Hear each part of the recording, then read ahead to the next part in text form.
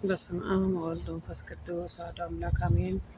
ቸር አባታችን ሉላዊ ኄር ጌታችን መድኃኒታችን አምላካችን ኢየሱስ ክርስቶስ ለዛሬው ቀን ላደረሰን እሱ ክብር ምስጋና ይግባው። ዛሬ ታኅሳስ 21 ቀን የኖላዊ ኄር በዓል የሚከበርበት ቀን ነው። የሚከተለውን ጽሑፍ አነብላችኋለሁ። ገድለ ቅዱሳን ከሚል ገጽ ላይ የተገኘ ነው። አንድ አምላክ በሚሆን በአብ በወልድ በመንፈስ ቅዱስ ስም አሜን። ታኅሳስ 21 ጌታችን መድኃኒታችን ኢየሱስ ክርስቶስ በበግ እረኛ ተመስሎ የተገለጠበት ዕለት ነው። ዳግመኛም በዚህች ዕለት ሐዋርያው ቅዱስ በርናባስ ዕረፍቱ ነው። በርናባስ ማለት የመጽናናት ልጅ ማለት ነው። ይህም ቅዱስ ሐዋርያው ከሌዊ ነገድ የሆነ ሀገሩ ቆጵሮስ ነው። የቀድሞ ስሙ ዮሴፍ ነበረ።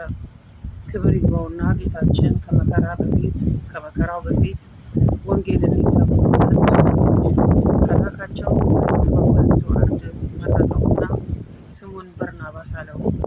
ከጌታችን ዕርገት በኋላ አጽናኝ መንፈስ ቅዱስ በወረደ ጊዜ ቅዱስ በርናባስ ከሐዋርያት ጋር የመንፈስ ቅዱስን ስጦታ ተቀብሎ በጌታችን ስም ወንጌልን ዞሮ አስተማረ።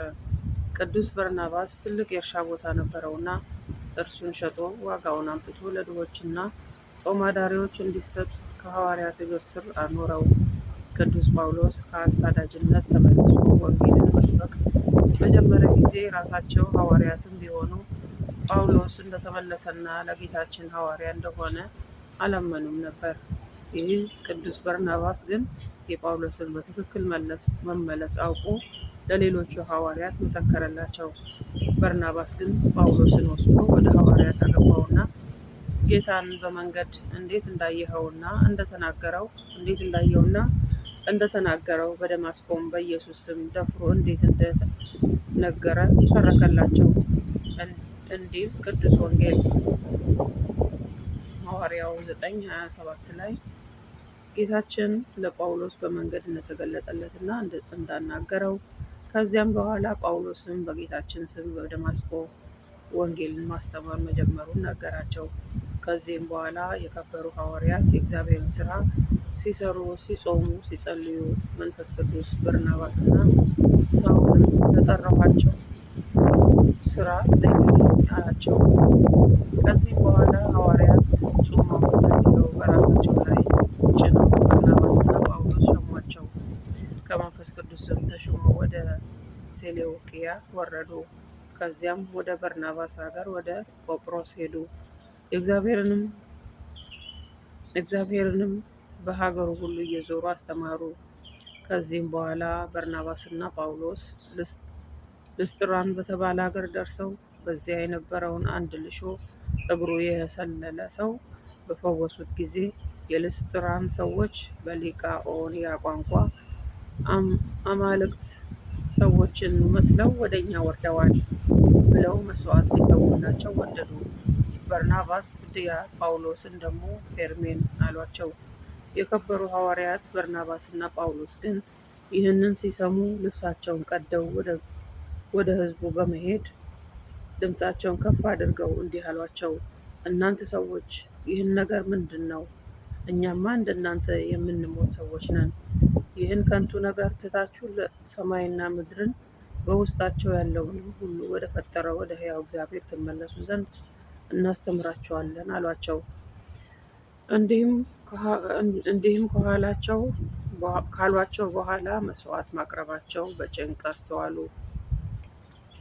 ከዚህም በኋላ በርናባስ እና ጳውሎስ ብዙ ነገሮችን ካስተማሩ በኋላ በርናባስ ከጳውሎስ ተለይቶ ማርቆስን ይዞ ወደ ቆጵሮስ ሄደ። በዚያም ብዙዎችን አስተምሮ ጌታችንን ወደ ማመን መመለሳቸውና የክርስትና ጥምቀትን አጠመቃቸው። በዚህም በቆጵሮስ አገር ያሉ አይሁድ በቅዱስ በርናባስ ቀኑበትና በመኳንንት ዘንድ ወነጀሉት። ይዘውም በእግር ብረት አስረው ጽኑ ግርፋትን ገረፉት። ቀጥሎም በድንጋይ ወገሩት። ብዙ ካሰቃዩትም በኋላ በመጨረሻ ወስደው ከሚነድ እሳት ውስጥ ጨመሩት። ሐዋርያው ሰማዕትነቱን በዚያው ፈጽሞ የክብር አክሊልን ተቀዳጀ። ሐዋርያት ዓለምን ዕጣ በዕጣ ተከፋፍለው ሲወጡ ቅዱስ በርናባስ ቅዱስ ማርቆስን እያስከተለው ይሄድ ስለነበረ አሁንም በዚህ መከራ ወቅት ማርቆስም አብሮት ነበር። ነገር ግን የእርሱ የመስዋዕትነት ጊዜ ስላልደረሰ ማርቆስን እግዚአብሔር ጠብቆት ነበር። እርሱም የቅዱስ በርናባስን ሥጋ ከእሳት ውስጥ አወጣው። እሳቱም ሥጋውን ከቶ አልነካውም ነበር። የራስ ፀጉሩ እንኳን አልተቃጠለችም። ማርቆስም በርናባስን በአማረ ልብስ ገነዘውና ተሸክሞ ወስዶ ከቆጵሮስ ከተማ ውጪ በዋሻ ውስጥ አኖረው። የሐዋርያው ቅዱስ በርናባስ ረድኤት በረከቱ ይደርብን፣ በጸሎቱ ይማረን፣ አሜን። ጌታችን በዚህች ዕለት በበግ እረኛ ተመስሎ እንደተገለጠ ጌታችንም ስለ ራሱ ሲናገር እንዲህ አለ። መልካም እረኛ እኔ ነኝ።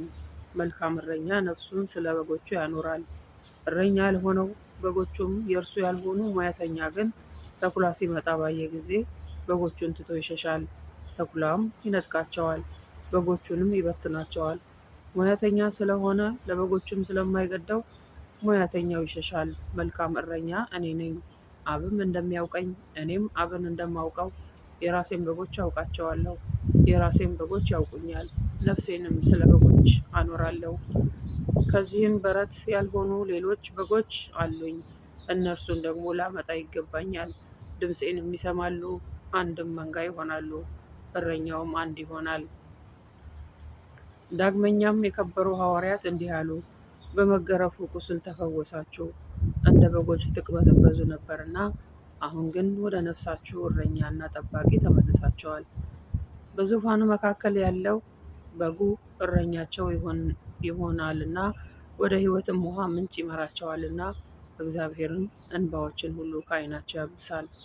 በዘላለም ኪዳን ደም ለበጎች ትልቅ እረኛ የሆነው መድኃኒታችንን ኢየሱስን ከሙታን ያወጣው የሰላም አምላክ ኢየሱስም ወጥቶ ብዙ ሕዝብ አየና እረኛ እንደሌላቸው በጎች ስለነበሩ አዘነላቸው።